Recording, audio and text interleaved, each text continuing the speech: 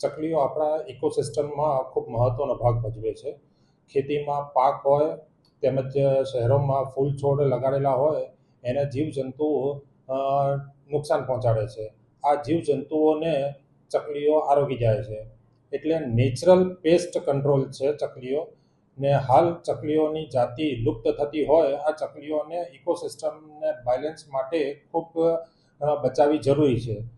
આ ચકલીઓને બચાવવા માટે પીપલ્સ ફોર પોલીસ ફાઉન્ડેશનના સહયોગથી માળા બનાવવામાં આવેલા છે. આ માળાઓ રાજકોટ પોલીસ હેડક્વાર્ટર ખાતે લગભગ 200 જેટલા માળાઓ અલગ અલગ જગ્યા ઉપર લગાડવામાં આવ્યા છે. ને આ માળાઓના આધારે આપણે ચકલીઓને બચાવવાનો એક અભિયાન શરૂ કરેલો છે. લગભગ 200થી 250 જેટલા માળા લગાડવામાં આવેલા છે. લગભગ 15થી 20 પોલીસ અધિકારી તથા કર્મચારીઓએ સહયોગથી આ માળાઓ લગાડવામાં આવેલા છે.